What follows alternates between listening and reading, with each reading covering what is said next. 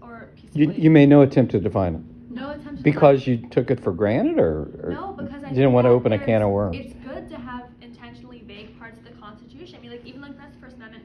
What's the definition of religion? What's the definition of speech? I mean, setting a precedent where you have to define stuff is dangerous because, like, as Grantham pointed out, like, there's danger in setting parameters as to what this could mean. I mean, like Michael also brought up, like, there's a lot of importance when it comes to judicial deference because ideas of what assembly is, what speech is, what religion is, what press is, changes over time, and that should be reflected in our legislative and judicial branches when it comes to interpreting stuff like this. Yes. I think that that's something that I hear a lot of sort of people are saying that they'd rather have the judiciary take a role in amending the Constitution, or not amending, sorry, looking and defining what things mean, as well as the reason also being why you wouldn't want to define things more explicitly.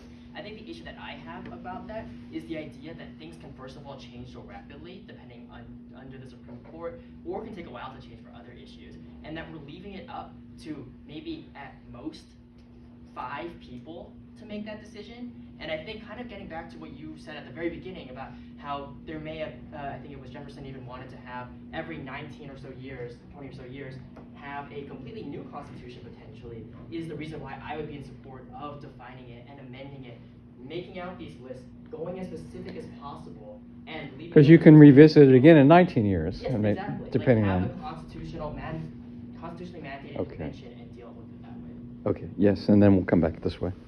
I mean, I guess, like, I think that would be, like, great, but I also think that's, like, a utopian. Like, I don't believe that, like, we will always have a constitutional convention in 20 years. And, and more than that, I think, too, like I kind of talked about in our group, but, like, the Geneva Convention tried to come up with a specific definition for refugee, and you had to hit certain criteria, and what happened because of that is a very, very small number of people can be considered a refugee when so many more people in the world should have refugee status, but they don't because of this very specific definition. And, like, if we start saying things like, okay, so religion is, like, you know, organized Abrahamic religions, then what about all the other religions? Like, then you don't have the right to peacefully, like, practice your, like, religion. What about, like, when we start saying speech? Like, okay, like, hate speech. What constitutes hate speech? Like, okay, then where do we go from there? Like, you're gonna slippery slope.